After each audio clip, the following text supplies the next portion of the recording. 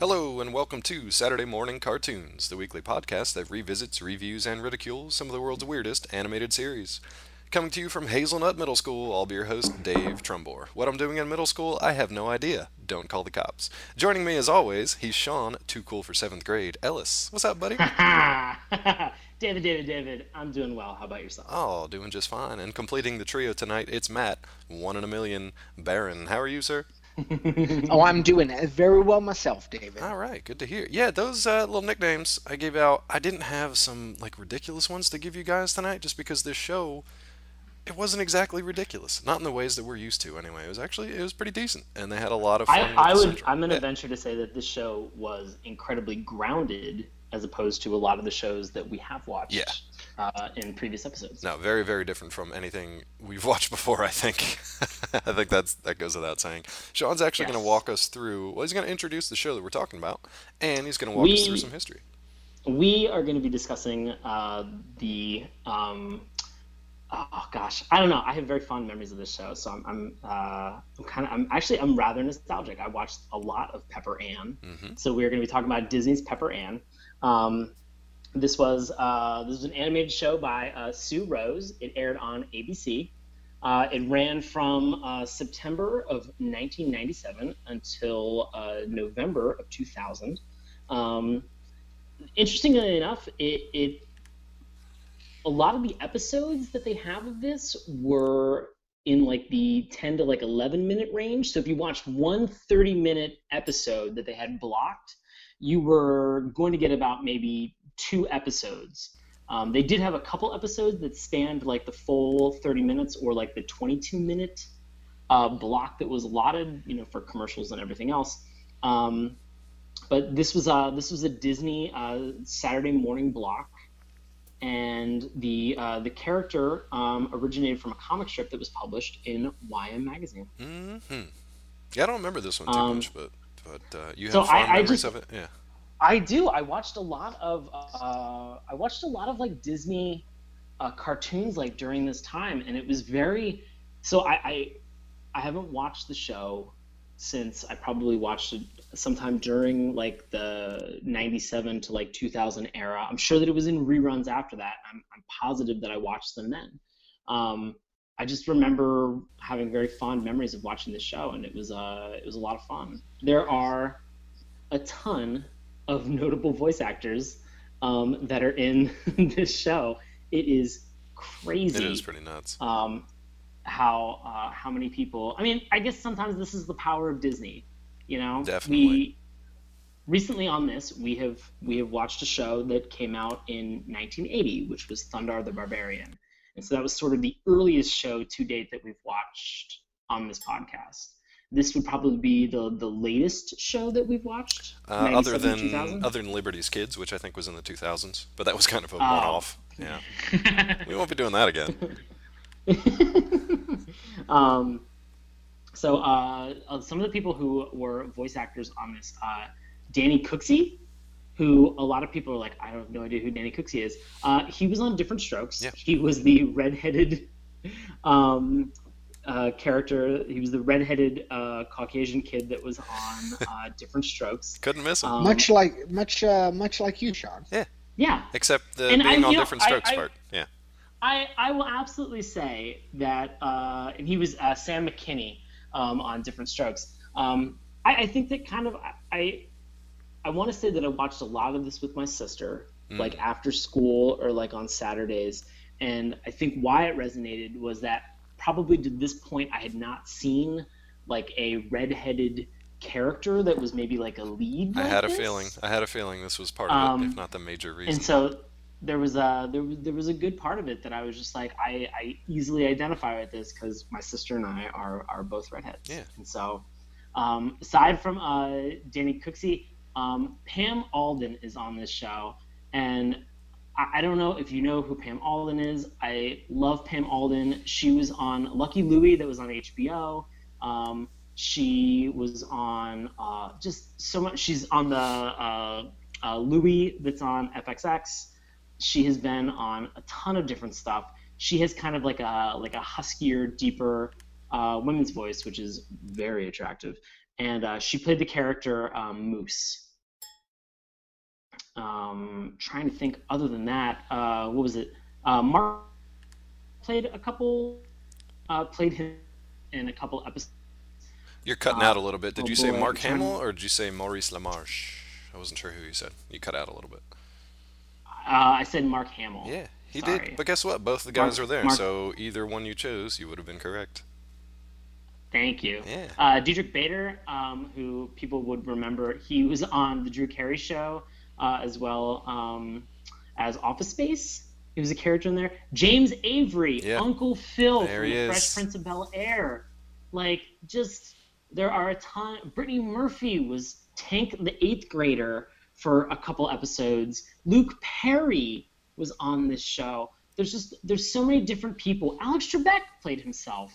So I mean, they managed to get a lot of like really interesting, noteworthy people to be voice actors and Yeah, actresses. In they the got a show. lot of celebrities to kind of do like the cameo voices, sort of voice themselves. Also for the people that know, Right. kind of like also Don Adams. I had to mention Don Adams, the original Oh, Maxwell Smart from Get Smart, and yes, I he's feel the terrible. principal in this one. And you could definitely like if you spent any time watching Get Smart, as soon as the principal comes on screen. And talks for the first time, you're just like Don Adams, 100%. It's really easy to pick out because he doesn't like disguise it. He doesn't do like a voice. He just does his voice.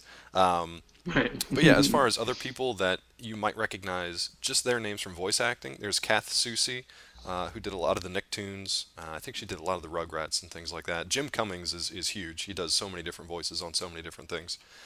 Tara Strong, same thing with her. She just has a huge repertoire of different voices. And Rob Paulson, who we've talked about before too. So Oh, Rob Paulson. yeah, good old Rob Paulson. Good His stuff. name is Robert It Paulson. sure is, and forever will be. Wonderful. Yeah. So I also want to talk about I just want to name drop since we're doing that a couple of the actual writers of some of these shows. Some of them, they were like uncredited through the series because they were just starting their careers, or they only did like one episode or so. Nanachka Khan, she's known for American Dad and creating Don't Trust the Bee in Apartment 23. It's interesting that she got kind of her start with the Disney animation side of things. It's a weird start. I'm gonna say right now, Yeah. based on the 3 shows that she's worked on, that's a hat trick. She's had a winning career in my Yeah, mind. winning career. You can retire, Miss Khan. Scott M. Gimple, which people probably, it's not really a household name, but he's the current showrunner of AMC's The Walking Dead. So, Yes. yeah, your career can go many and varied places, from Pepper Ann Disney cartoon to showrunner of The Walking Dead. And also someone who most people probably know, Mo Rocca apparently wrote for I this was show gonna too. say, Yeah, thank you. Yeah. that's a weird one. If anybody is unfamiliar with him, he was a Daily Show correspondent Right. with Jon Stewart. Yeah, exactly. So So that's pretty much it, I think, as far as the background. We're going to get into the show, Pepper Ann, a little bit. Baron is going to walk us through just exactly what the show is about.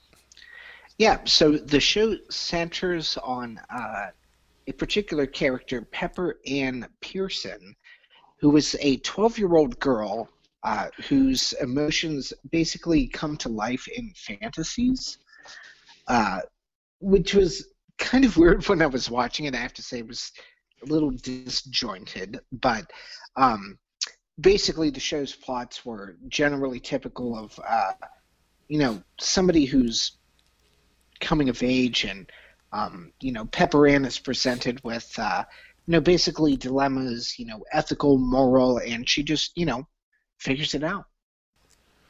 Yeah, they had this kind of like gag too for most of the episodes. You know how The Simpsons have the couch gag at the beginning of their billion episodes? I don't even know how many they've done by now. yes. Yeah, so Pepper Ann has a similar one. In the first season, I think she always finds like a $5 bill or $5 under her desk. I guess as they went forward, they came up with different things for her to find. Did you guys watch any episodes where she found something other than a $5 bill? I only saw that. Out of the 3 episodes that I watched, I did not see a single $5 bill. Oh, okay. So I saw that. I saw the original. She's just like, oh, hey, $5. And that's it. So I don't know what you guys saw. But she got $5. No, I did not notice that. Good times there. Are you feeling up for, I don't know, a little bit? Do you want like a shortened version of the Pepper Ann theme song? I was sending Sean some lyrics offline because I was making Yeah, fun of the show. I would love to read through. So Oh yes, please give us that. the theme song goes, "Who's that girl? What's her name? Is she cool? Is she lame? Oh, you're talking about what's her name? Pepper Now, can I Ann. stop you right there? Because Is I want to give the yes. listeners. Okay, so Sean is doing just a very straightforward reading, a very scholarly application of this theme song, which is very much appreciated. What would you describe the tone of this music, this late '90s kind of like pop punk? How would you describe it? What band would you say jumps to mind when you hear this? I think Save Ferris jumped into my I don't know mind. that one, Oh so I'll man. go with it. Minus like the horn section of Save Ferris. Like it was kind of was very joyful. So it was like ska kind of minus the horns. I Yeah, don't know that's what what I'm that saying. means. Scott minus the So horns. But yeah, it was just kind of I like It no, it means wasn't like nothing. aggressive, but it was just yeah, it was very energetic and just very. It was a little. There's a little bit of not screaming. I don't even know how to describe the vocals of this, but well, because like it goes like, is she cool or who's that girl? What's her name? Is she cool? Is she lame? Oh, you're talking about what's her name? Pepper Ann. Like so, it was kind of punchy, like yeah, it was with her definitely name, punchy and but like punched up and energetic. But yeah, yes. so yeah, continue. I just wanted to give people a Uh, tone of how to listen to this. Yeah. I was really hoping that they would have gone with a red pepper theme because, when I think of red pepper, I think of spicy and, because she has red hair. But yeah, I guess not. Yeah, no McCormick's tie-ins. Missed out on that one. Golden opportunity for the spice tie-ins, and they That's missed right. out. Yeah. No Lowry's seasoning salt No, no tie-ins. product Oh God. placement. Oh no. well. Ah, great. Oh. Is she lame? Is she cool? Is she breaking every rule? Is she anybody's fool? Pepper Ann. Pepper Ann, marching in her own parade. Pepper Ann, she's like one in a million. Pepper Ann, too cool for seventh grade, much too cool for seventh grade. Catch her if you can, Pepper Ann. Um, I want to stop at this point. I almost want to stop at this point and just be like, if you don't know the name of this You have show at not this been paying point in the attention. theme song, you are clearly doing something else. Like they really kind of hit it over the head with this. But I mean, it's fine. I mean, it's a theme song and kind of I guess going with the idea that I had postulated in our last episode, like this theme song, uh, for me, really fulfilled its promises that it was going to make to the viewer. Yeah, I mean, definitely, Um, because they just introduce like the main character. They say her name 1,000 times, and then right. as this is going Well, I on, mean, yeah, not just that. Like, I mean, like, it goes with the idea, like, for these theme songs, like, if this theme song is sort of like a promise to the viewer of things to come, they do a really good job with kind of bringing back a lot of these themes because there are a lot of times where Pepper Ann, she feels out of place, like she oh yeah, feels out of sorts, definitely. and it's really dealing and kind of struggling with a lot of those conflicting feelings that she might have, or that she does have during the show. And so I really think the one that was like when I listened to the theme song and when I read the lyrics to it, the one thing that really kind of like struck me was the marching in her own Yeah, parade. And like that to me was like Pepper Ann like through and through. Like she was wildly independent. Like she was very happy to go off and like do her own thing. Um, and there were just a lot of times where, she just I don't know, she was conflicted with certain things, but she took it upon herself to be like, what is the actual problem that's going on here? Let me figure out what's going on with me, and let me be honest with myself. I also just like the fact too that not even like the lyrics of the theme song, excuse me, but also just what they're showing on screen at this time. Matt mentioned before in the synopsis that Pepper Ann kind of like she visualizes her problems as these kind of like fantasy things that play out. So the theme song Yes. does this all the way, more or less all the way through. Like she starts off as sort of this like super strong and powerful looking, just kind of like Amazonian warrior, like facing down this like tribe. And Right. you're just kind of like, what? Because there's like this pop punky kind of like theme song going on, and they're saying her name over and over again, and you're just kind of like, well, what? what is this? And then they change animation styles even throughout the intro too, which I thought was kind of cool because Yep.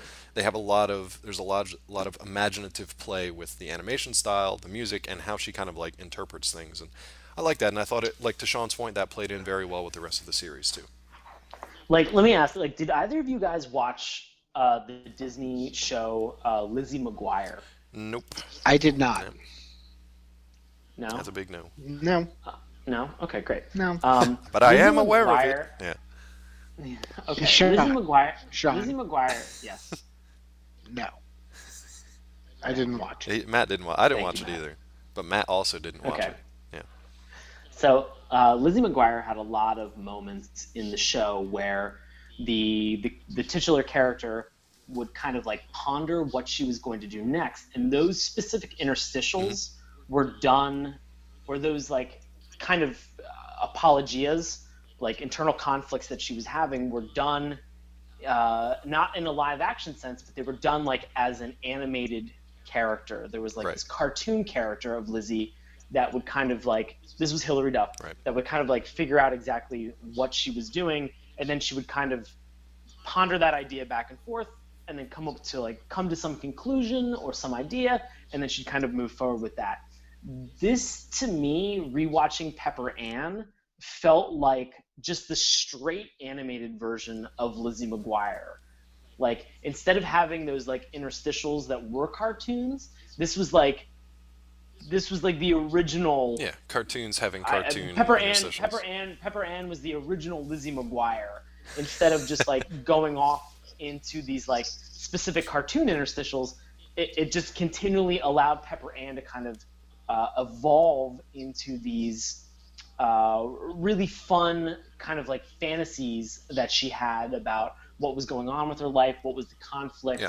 and then she kind of battled those things out within her fantasy. Yeah, I think a good point, since you're comparing it to like live Okay, action Sean, shows. let me- Matt and I were talking about. Well, Matt, we can talk about this because you and I were talking offline about like other shows that this reminded you of, and you came up with a good one. I think we combined a couple. Yeah, Okay. I mean, what do you think of it relating to Doug? Yeah. Yes, I mean, the it was- animation style is super similar, and the two things I pointed out to Dave offline were the animation style, in particular, the hair, and also the like facial structure. You know, that kind of like rounded jaw. You know, and then also, you know, just basically like the like general background style. I mean, it's very like Doug funny centric. Yeah, and like the clothes and Okay. stuff too, kind of like the ballooned out, the big baggy clothes. Yes, it was part of the fashion and the style at the time in the '90s, but also Yeah. just as like a drawing style, like everything is very just kind of like billowed out and it's very similar. I said wonder- that, and then I- yeah, go ahead. I wonder if Pepper Ann was sponsored by Jenko Jeans. Jenko Oh, jeans no. with the chain. Yeah, absolutely. Jenko jeans. Oh, boy. Bringing it back. Pepper Ann and Jenko jeans together again. The other one that I said was similar. I was thinking Hey Arnold, just because of the character itself. Like Doug, I don't remember that well, but I don't think Doug got quite as neurotic as Pepper Ann does. But Arnold definitely did, if I remember correctly. He had some of these like weird fantasies too, that he would kind of like just daydream stuff, and he would be a different character. Yeah. He would be in different places. So Hey Arnold was sort of like the male version of Pepper Ann. I could see that. Well, Okay. also, Dave, I mean, it's totally right that you say that because, you know, in Doug, he used to fantasize a lot. Yeah. And, like, you know, I mean, one of the things that comes to mind is, you remember the band The Beats? Absolutely. Yes. Yeah. Love The So Beats. he used to, like, there's, like, one episode where him and Skeeter, like, record a track, and, you know, 80% of that episode is Doug fantasizing about being famous. So there was a lot of fantasizing in that show, as I remember, but you know, at the same time, in a lot of the other episodes, it was maybe like 10 or 15%. It was kind of like a daydream thing versus like, you know, the crux of the show. I'm gonna put you guys on the spot. Can you remember any of the songs and the lyrics from The Beats? Banging on a trash Oh, can. nice. Killer tofu. Killer Tofu is so good. E-I-E. Well, Doug's song was banging on a trash can, strumming on a street Yeah, light. that was Doug's song though, right? That was his Yeah. like his own song that he wrote. I I think Killer Yeah, well, Tofu. Killer Tofu is the only song that I remember. Killer from Tofu the is so good.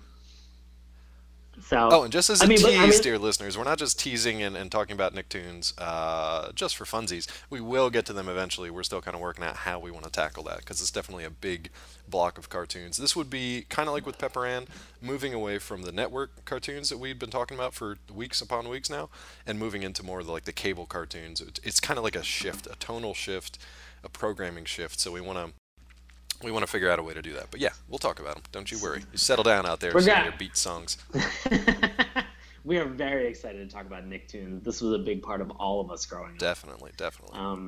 So I mean, I could definitely see Pepper Ann as sort of being like a female Doug, minus the journaling. Yeah, that's true. It was before blogging, thank God, but definitely minus the journaling. Yeah, almost like Pepper Ann was like a step before Daria. Like Daria was a little more, a little older, but she definitely had those neuroses too. It was just kind of like an older setting for the MTV crowd, not the Disney crowd. So it was kind of like an introductory drug of to Daria. Once you got through Pepper Ann, you go to Daria after that.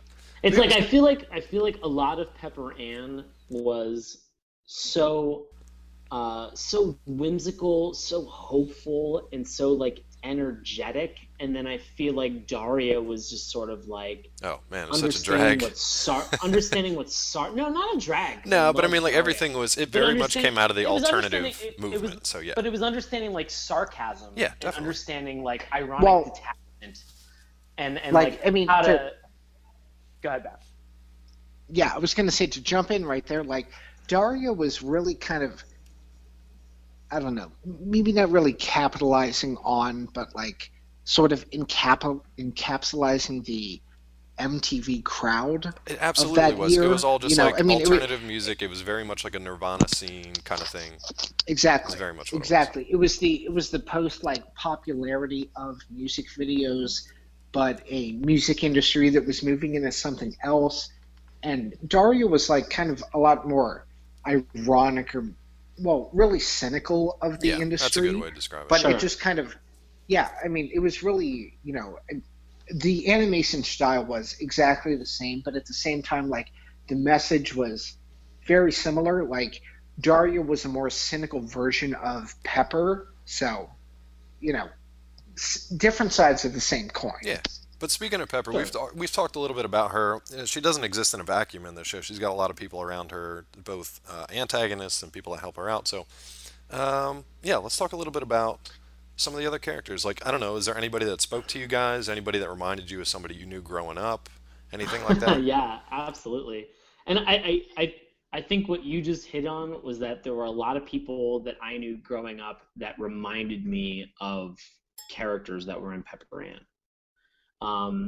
The Pepper Ann had like two best friends, right. Nikki Little and Milo. Kamalani, I guess. I don't know if they ever even say his name. Yeah, it was Kamalani because I think definitely in the episode that Matt watched, she says Kamalani a lot. Oh, really? Okay. Because they didn't introduce any other names than the one that I watched, except for obviously the title character. So. Oh my gosh, they used Kamalani in the Crunchpot episode. They used Kamalani all the time. And the skater guy totally reminded me of Skeeter. Yeah, I could see that. Yeah, definitely. All right. Definitely. Yeah, I mean, totally. The animation style was the same. The attitude was the same. Dude, there's a weird moment, though, where, like, whatever outfit he's wearing makes him look like Tummy Gummy from the Gummy Bears. He's wearing, like, the exact same, like, tunic that the Gummy Bears dude was. I was just like, wait a minute. Hold on, Disney. Gummy bears bouncing here and there and everywhere, kind of absolutely. thing? Yeah, the one and only. There is no other. But they just co-opted. They took Tummy Gummy's outfit tunic off the rack and put it on this guy for some reason, just because they're like, sweet and sour Jesus. Yeah, so we should state that Pepper Ann, all right, is 12 years old, as well as also all of her peers. Right. Ooh, except for the cool 8th grader. That guy's not 12. He's much cooler. Yeah. So everybody is in 7th grade, and they all go to Hazelnut Middle School. All right. So you have a lot of very specific tropes that come into those specific students. So and the coffee must be great. Yes. So Milo is sort of like he's very dramatic. He's a big video gamer. I want to say in one of the episodes that I watched, he was very like steeped in tradition of doing things. I don't know what that means. What does that mean? Which is very interesting. So there was an episode where Pepper Ann and Milo wanted to go trick or treating. Okay. And then somebody suggested to Pepper Ann that maybe as a 12-year-old, she's a little bit too old to go trick or treating. Yeah, and that's a common theme throughout these series, throughout the episodes. Yes. Yeah.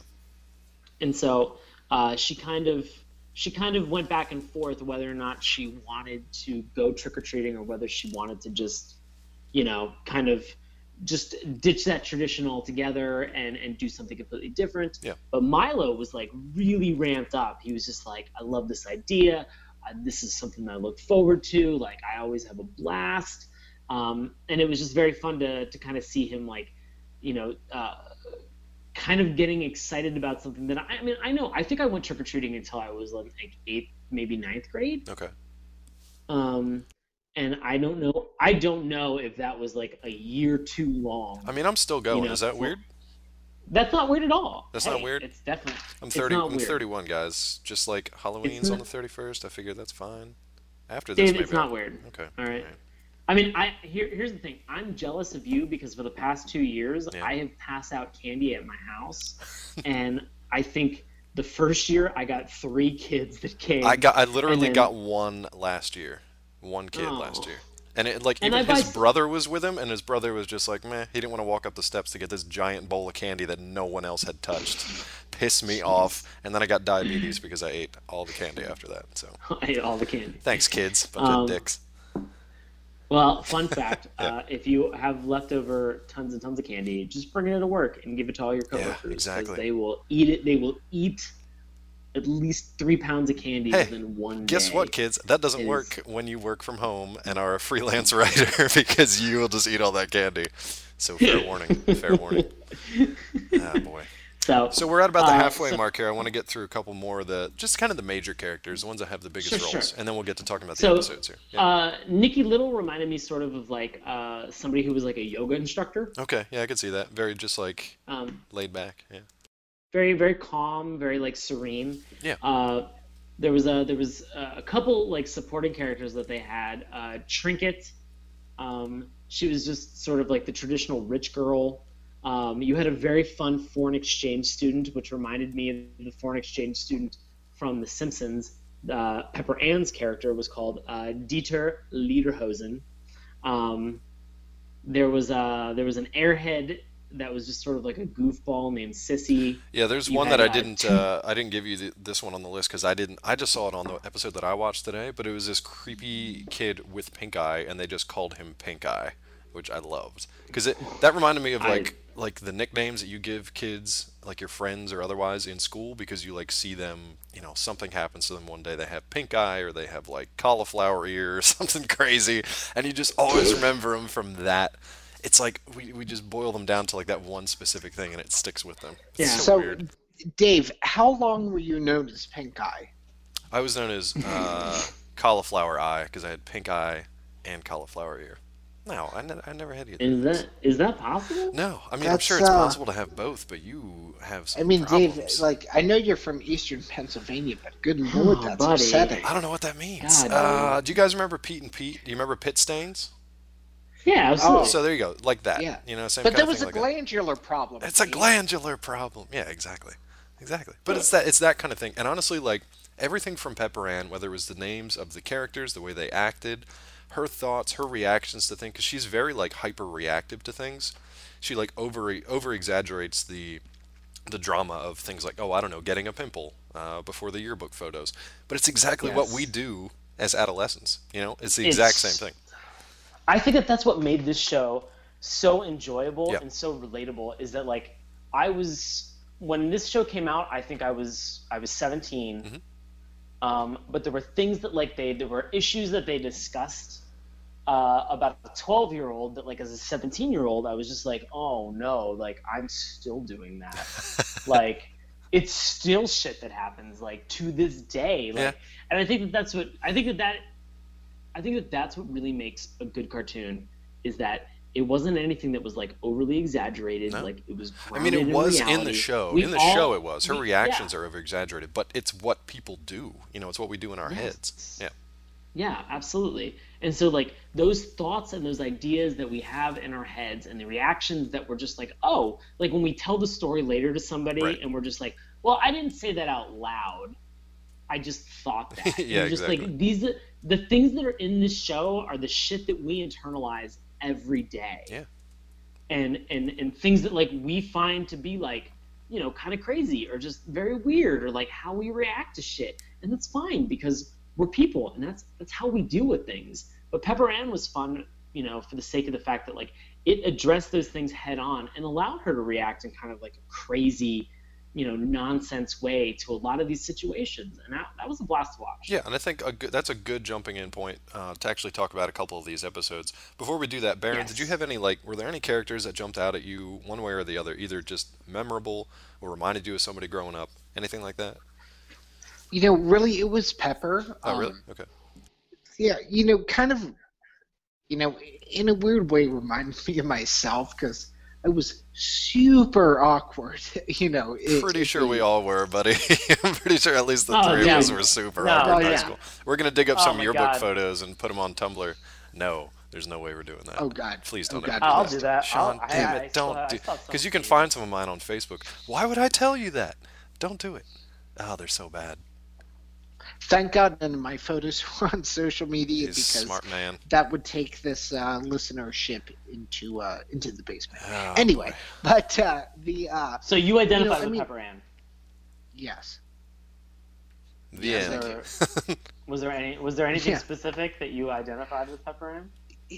Really, it was just kind of like, I mean, this is kind of a cop out, but it was a general experience of the cartoon and Pepper, like, in her surroundings. Like, I really kind of had this, like, weird relationship to, like, middle school and high school, Yeah. especially, where I was, like, fantasizing about certain things, not in a weird way, but No, just because you're bored but, in math class or whatever, and you're just like daydreaming about anything else. So Yeah. bored. but I loved math class. You love meth class? Okay, Yeah, did you say You meth? took meth class? What a great school. Did you say what meth class did you take? it was a progressive environment. God damn it! Central Anyway, Pennsylvania has a weird education policy. yeah, well, they focus on the end result. So Central Pennsylvania, Yeah. right? Am I wrong? No, Eh, meth is am still I quite wrong? strong there. Yeah. Am I wrong? Am I wrong? No, you're not. Oh, that brings. Yeah. Hold on. Do we know if there was a drug episode of Pepper Ann? Because I missed it if there was. There was Oh, not. come on, Pepper Ann. Perfect Oh, opportunity God. for And, meth. you know, and here's the thing. I'll allow it because it was Disney. Yeah, fair. But I mean, come on. You got that audience. I mean, to my knowledge, there was not a drug episode. Well- If there was a drug episode, listeners, please prove me Let wrong. us know. I will buy Those that drugs. episode to Oh, watch. okay. I will buy. I'm not buying Oh, drugs. okay. Unlike Dave's "Go Do Drugs" I stand by it. message I that stand we by had, it. Kids, had listen to a the couple Brave Star episodes ago, episode if you missed it. I will say, do not do drugs. Just say no. Just keep yourself safe and sane. Yeah. Make good choices. All right, let's jump in since there's no. G.I. Joe. The more you know. There's no drug episode of Pepper Ann, so let's talk about some other episodes. You guys both watched one of the shorter ones, is that right? I think you both watched like the 10-minute one. I watched 3 episodes. Oh, wow. 3 10 or 11-minute episodes. Okay, cool. You guys can jump into the one that you both watched because I don't know anything about that, so I'm kind of curious to see what you guys watched. The episode that Matt and I watched was all about.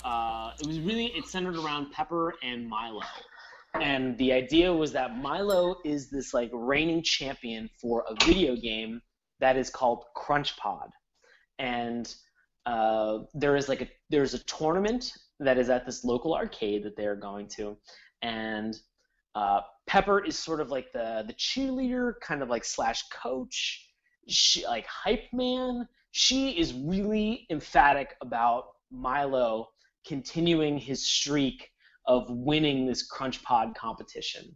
And so she like wakes him up in the morning, like pushes him into the shower, gets him like ready to go, and then he goes to the arcade, knocks it out of the park. Like, he crushes everybody. Now, they don't really explain like how the competition is held or like how it's organized or like what the specifics of it are. But suffice it to say, like, Milo puts in 1/4 and plays for as long as everybody else in the competition is playing. So he's like a pinball wizard. Yeah. Pretty much. Like, he continues playing, and like other people have put in quarters and have gotten game overs, and they're like, oh no, I'm out. And so they just kind of like all fade into oblivion. And so Milo wins by like a landslide. And as a result of like winning this high score, he gets a free game. And so as Milo is like kind of celebrating the fact in like a very casual manner that like he won this competition, and as he's offering like words of wisdom to the other like students and friends that are there, like Pepper Ann realizes that like Milo has won a free game. So Pepper Ann decides to play the free game, and she gets a higher score than Milo. And so that's when really like the conflict in that episode begins. Interesting. Yeah. Girls and video games. Controversial stuff. Especially right now, actually. I didn't even mean to like step in that, but holy shit. It's not controversial stuff. Well, like, it is right now. I mean, not on Pepper Ann, probably. Women can, yeah, I know. I like, you know, the whole like girls that play video games thing, like, you should play video games. Like, women who are playing video games are infinitely more attractive to me than women. Points. 100. Chris Hardwick points in your direction. Like, you, like, playing video games, if you want to play it regardless of your gender, go ahead. Video games are fun as hell. That's why they're there. Yeah, that's why they're there. It's good times. It's entertainment. I don't care if you're a man or you're a woman or you identify with some other cisgender. It doesn't fucking matter. Video games are a blast. All right? And I love video games. Sean says play the video games instead of drugs. I say do both, but I mean, whatever. Either way, play video games is the moral. Play video. It made KOTOR so much relatable. Oh, no. Oh, we did love the KOTOR. I had to play that sober, though, because I had to keep my force strong. So I stayed sober. You guys. Yeah. Oh, boy. We totally grew up from awkward kids, right? We grew up from awkward middle school kids to be awkward college kids. Oh, absolutely. They should bring back Pepper Ann in college. Let's see what she's up to in college.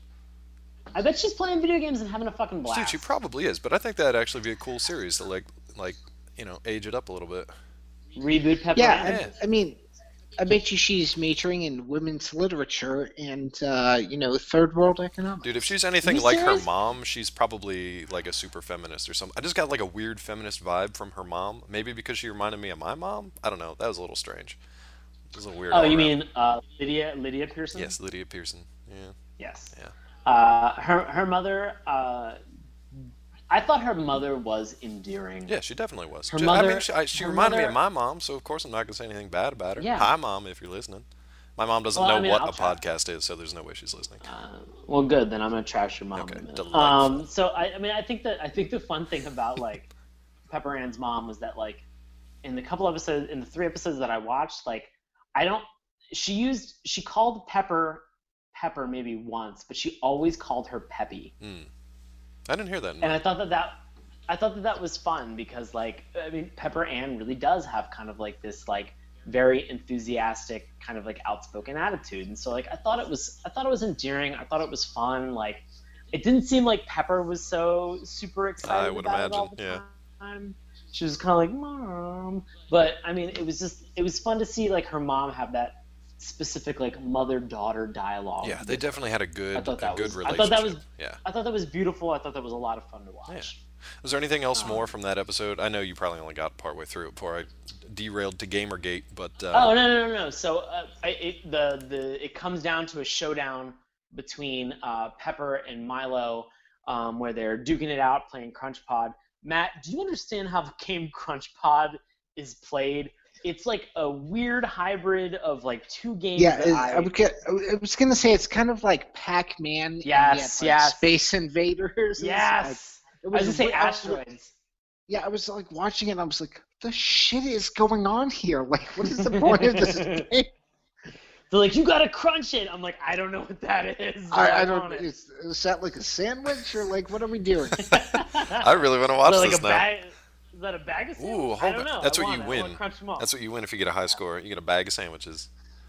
Yes. So the resolution of the episode is that Nikki actually unplugs both of the arcade games. That And bitch. is just like, you two. She's not a bitch. Oh, okay. Sorry, She's Nikki. just like, you two are best friends, and you need to act like best friends. And that's when Turbo Teen shows up and starts playing the game as a car and beats everyone. And just oddly humps the machine Yeah, just as a car. and everyone just clears out because that is an adult situation. After having a slice of pizza thrown in his Yep, face. that's the way it works in the real world. Is it? Because I want to live in that world. Yeah, let's That live in sounds Pizza fun. World. Ooh, So, Pizza World. Was there So Dave, you managed to find, and we will say this. Yeah. Episodes of Pepper Yes. Ann look like they are available on YouTube. They fake you out. If you look for episodes of Pepper Ann, it looks like there are tons of episodes, and then you watch them, and because YouTube is in the process of revamping all of their copyright laws, Especially with Disney being for the owners of this one. yes, and just how YouTube is moving towards this model where like you can now purchase things on YouTube for viewing. They are restricting all of this copyright content, which is just a pain in the fucking ass to be able to watch this shit. Because like we had to go to Dailymotion to be able to find a bunch of. You know where I episodes of went Pepper for this Ann. one? I went to frickin' And China. You went to Tudu. I don't even know what that is. I just know it was TUDOU covered in is the name Chinese of it. characters. Yeah. TUDOU.com has a couple episodes, and so does Dailymotion. But they are sadly few and far between. And I couldn't find them on sucks. Amazon either. We usually try to give you guys links, No. to the seasons, A, so that you can help us fund the podcast, and B, so that you can, actually access the seasons on DVD if you want to be legit. I went on Disney XD Yeah. to try to buy and find some episodes that were on there. Nothing. No. Like Disney Kids has nothing. Like this is a really challenging show to find, but it's I don't know. I wish that they would release it on DVD.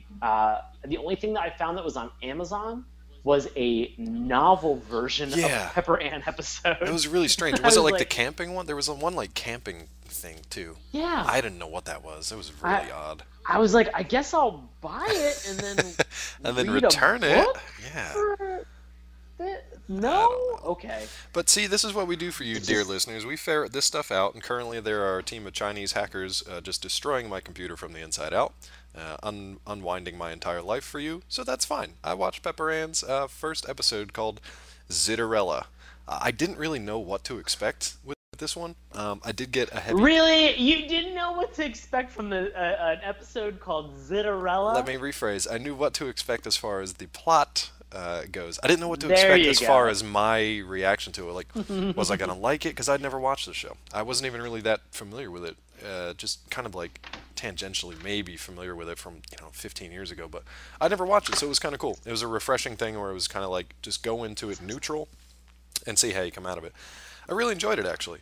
This one's, it's tough to talk about because normally when we talk about these shows, we just make fun of them, all the stupid shit that they do, stuff that doesn't make any sense, things that are just like so bizarre or so like just amateur hour. This was actually really well done.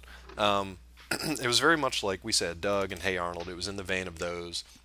So if you like those shows, you should check this one out. The long and short of Zitterella, as you can probably guess, it's the day before yearbook photos at Hazelnut Middle School, and Pepper Ann gets a zit right in the middle of her forehead.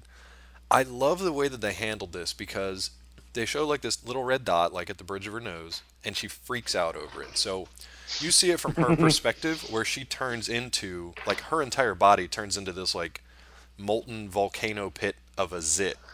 And she's just like mush on the side, and she's like still talking to her friends, and they're like, it's really not that bad, we can't even see it. And I just loved that. It's very subtle. Wow, maybe subtle's the wrong word when she's a giant fucking molten zit sitting on the side of the road. But the way that they show how like the adolescent mind over exaggerates and really hypes up the drama on things that aren't really that big of a deal once you've lived through them was just perfect. And they do that in a number of ways. Like at one point, she gets made fun of because she goes to this kind of like rundown mall that nobody shops at, and only freaks and geezers. That's a quote from the show. Only freaks and geezers shop at this mall. It's called Abe's Mall, but they call it the Abiz Mall, which again I thought was pretty clever. Little play on Fun, words there. very Fun stuff, fun. and they bring in Abe Lincoln as like the he's like this giant statue that stands outside the mall and is just pointing at the mall entrance. It's a hilarious just scene, just to picture it, because everybody's got that like hometown mall that's like run down, and there's just like weird like mall walkers that just like walk the perimeter of the mall early in the morning and just crazy weird stuff like that. Harrisburg East Mall, y'all. Exactly. Palmer Park Mall in Eastern Pennsylvania. Or York County Galleria. See? Yeah. Oh, the Galleria. Yeah, everybody's Not even a Galleria. mall, Galleria. Get These at are it. all abysmals. Yeah. They're so bad. Abysmal. Dude. I love it. It's funny though, like they had, okay, so there were just like these weird little like bits of dialogue. They had a lot of fun. It was actually fairly clever writing. Now, if you remember the writers we talked about at the beginning, you can kind of understand the culture of the writing that they brought into this show. They had funny store names like John Wilkes Photo Booth, which was a little dark, but at the same time pretty hilarious. And then right across from that was the Emancipation Bargain Station, which I just thought was hysterical. Christ on his throne. And it was That is so good. awful. Yeah, and there was there were Those are so good. they're so good, and there were a couple more that I couldn't quite catch, but like that level. So it wasn't like the plot or even the characters that made me laugh all that much. It was these weird little side things that they would just throw in, not for no reason, but like extraneous stuff. Like at one point, she's in the mall, and she's like, "Man, only freaks and geezers shop here," and this like super creepy dude in the background just walks by, and he's just like, "But I shop here too," and he just like walks off screen, and you never see him again. Oh, a creeper. Nobody knows who he is. It's Creeper? great. Yeah. So there's a lot of cool stuff like that they play with, and she has like, again, her daydreams and the fantasy reactions and stuff are like hyper exaggerated. You also get introduced to a lot of the other characters, maybe not by name, but just by kind of like what they do and their personality. So her mom, her aunt, her little cousin Moose, I think is her cousin, and definitely her friends too. So you get to see kind of everybody. I mean, they do a lot of cool stuff like.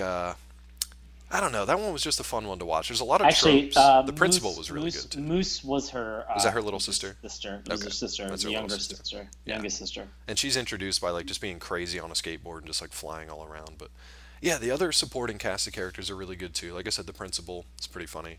At one point, Yeah. it's weird. The dialogue borders between the very childish and also the somewhat adult and kind of like surprising when that happens. It kind of like takes you by surprise a little bit because you're not expecting it. At one point, like she feels like the whole world is just falling down around her, and she just like collapses into herself and just says, "My life is trash," and they just cut away. I was just like, wow, that's a little harsh, Pepper Ann. It's the first episode. You gotta settle down a little bit. But I really enjoyed it. I would recommend watching that first episode, only to just get like an idea of the show, and it's a 22-minute one, so you can see what it's like throughout the, when they get a full 22 minutes to work the plot out before they got cut down to 10. Yeah. Anything else I from watched, you guys on the show, the other shows? Yeah, other So episodes. I watched two other episodes. One that was about Halloween that I mentioned. Right. It was sort of like the conflict was whether or not she's too old Right. to go trick or treating. The third episode that I watched was called Old Best Friend. Okay. And so Oh, boy. she makes this best friend at so we all know that there's like brownies in Girl Scouts. In Pepper Ann's universe, there is something that's called like Cubby Scouts, Okay. which is like bears. Okay. And so she had befriended this girl at Cubby Camp, and this girl was moving to town, and she was very excited at the prospect of like reconnecting, and she was just like, she was telling Milo and Nikki, she's just like, we had such a great time, and we did all these like fun things, and like this was awesome, and like neither of you were there, but like we bonded over this experience. And we promised that, like, we would keep in touch and we'd do all these things. Like, did either of you go to camp? No, I really wish I would have, but no, I never did. Baron, did you go to camp? Yeah, I served as a counselor at a Boy Scout camp for 4 months straight. Moved to 10, so that's yeah. a mistake. Yeah, you damn right it was. um, I went to camp as a camper for a week, and It explains so much. It does. It not only does it explain so much about my outlook on life, but it also explains why I am very skeptical or reserved around other people. Hey, Sean. Hey. Yes. If you don't eat when we tell you to eat, you're gonna die. No, God. I went to a camp. I went to a camp in Pennsylvania that was called Camp Shikellamy. This camp closed down the year after I went there for problems with their with like whoever came in for like camps and assessed like what their food sanitation issue was. Yeah. They closed down for that reason. And I distinctly remember that at one point they had served us chicken one night where the skin of the chicken breast was purple. Oh. And because we affectionately called it purple chicken. Yeah. It was probably one of the grossest things I've ever eaten. I have no idea how I managed to live and kind of, well, I mean, it's easy to live beyond food poisoning. Everybody's done it. So, Sean, little known strength and fact. honor, Sean. Yeah, Sean actually went to Camp Krusty. That was the other name of this. Yeah, I went to Camp Krusty. Yeah, Camp Krusty. So, but what happens is that her friend from camp moves like into her neighborhood.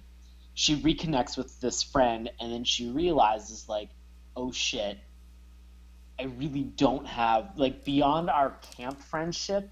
Like I really have no interest in being friends with this person. Exactly. I'll see you in the summer for a week, and that's it. Yeah, exactly. Yeah. And so like it was interesting to see like how she kind of dealt with it because again, like ultimately like I wouldn't say the conflict, but like like everything came to a head when she realized and kind of had one of those like fantasies where she's like, I just need to be honest with her and tell her that I don't want to hang out with her. Yeah. And very every adult time that she way was, to handle it. Yeah. every time she was confronted with like the idea of like now is an opportune time to be able to to tell her how I feel and say that like I don't want to be friends with her. She's like, oh, like she took the polite road where she's like, oh no, I'd love to hang out. Why don't you sleep over? Why don't you stay for dinner? Like, ugh. Like it just, she progressively made it worse for herself by not being honest. Yeah, and that's another thing that I think everybody can kind of relate to too. I think that's just like a very common experience. But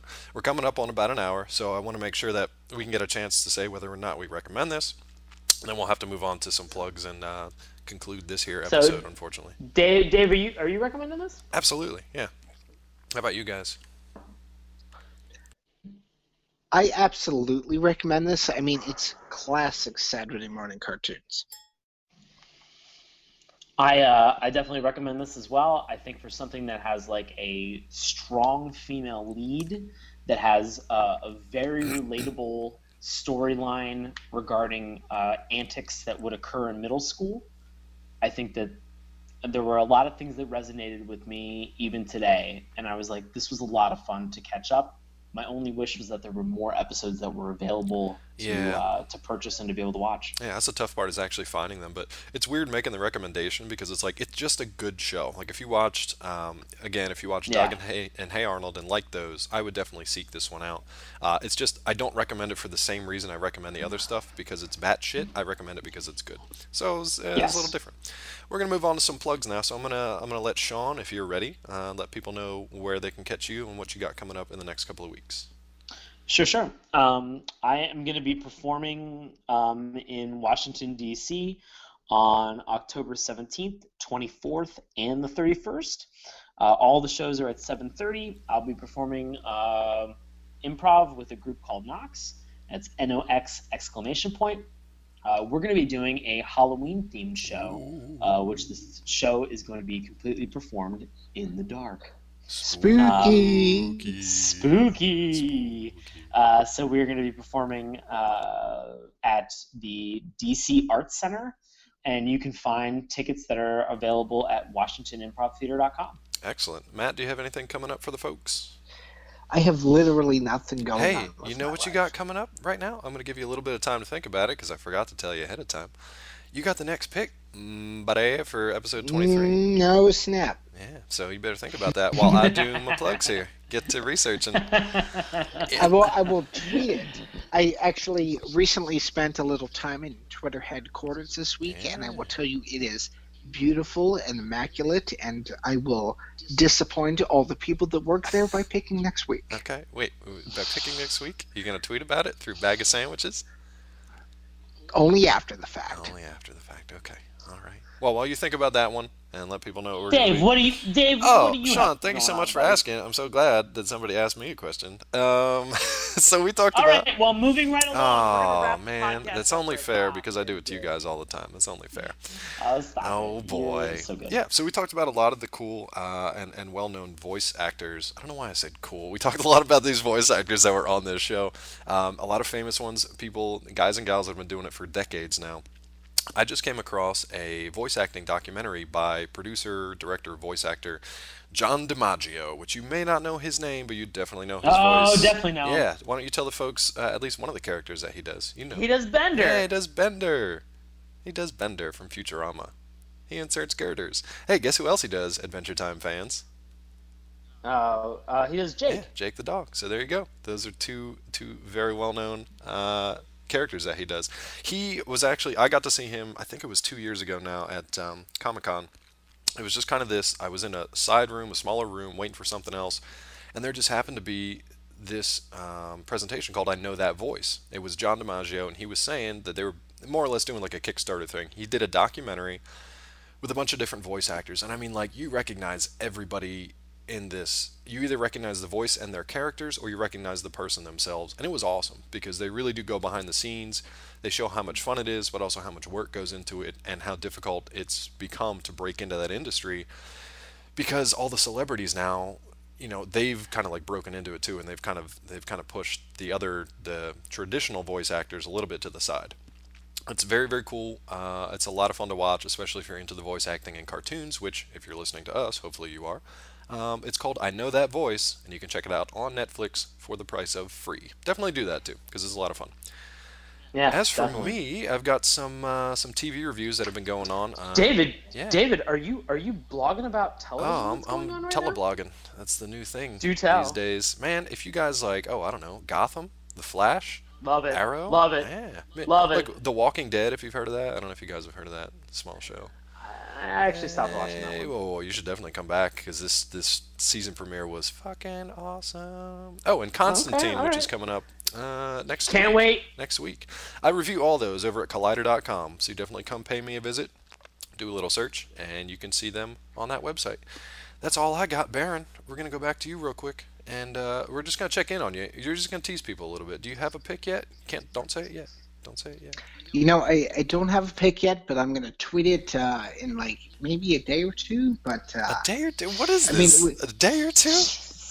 Jeez. So you're not going to tell us what we're watching You're either? you're A day killing or me, two? buddy. We have a list. Listeners, we have a list of roughly 80 cartoon series that we're going to be watching over the next God knows how many weeks. A day or two? I'll give you another minute or two while I run down some contact info. If you're interested in learning more about us, you can head over to SaturdayMorningCartoons.com. Remember, that's morning with a U, because you complete me. Yes. Oh, that is so good. I'm still working on that. oh god, Why that have we is not that done is that just before? Because I've been trying to pull That up is like random priceless. 90s you statements. So you complete us. I guess you could say you complete us. Yeah, Saturday morning cartoons. You can also check out Sean's handiwork Dude. at our Tumblr page at SaturdayMorningCartoons.tumblr.com. Yeah, Baron, what you got? Okay. Twitter, you can follow us at Morning Tunes, where Baron may or may not reveal what we're going to be watching in the next week or so. you know. Hey, you know what we're gonna watch while Sean fake cries into his phone? Oh my god. We're gonna watch Aeon Flux. Is that your serious pick? Is that your Oh! actual pick? You jumping the gun? That's my real actual pick. You know, I'm glad that you Oh, picked that fuck yeah, because, dude. this is my little aside. When we started talking about Daria and like the MTV cartoons, I started remembering like Liquid television. Liquid Television, like the Max, Aeon Flux. What was Alexander? That came on a little The later. head. And the Head? Yeah, exactly. don't worry, kids. We are going to talk about those because that is a whole nother trippy Oh my wing of God. cartoons. Crazy stuff. Meanwhile, back to contact info. If you want to email us your cartoon suggestions or just be like, oh man, I totally remember this show, but I don't know the name of it, whatever you want, or just to say hi, be cool. Email us at SaturdayMorningCartoons@gmail.com. We are also on iTunes and Stitcher, so if you want to get your weekly dose of Saturday morning cartoons, you can find us on either podcast hosting place.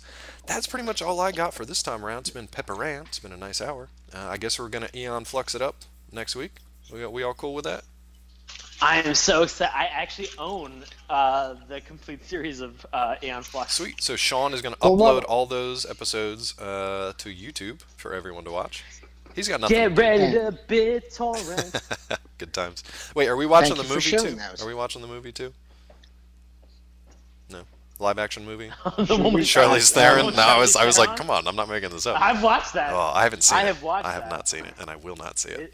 It is interesting. It I will is say that. real bad. Oh boy. Okay, Eon Flux next time. That is not a ringing endorsement, but I will say it is interesting. This is going to be an interesting week. Very interesting couple of weeks. But that's it for us on this episode. So we will see you next time on Saturday Morning Cartoons. Thanks for listening. Take us out, Sean. Woo.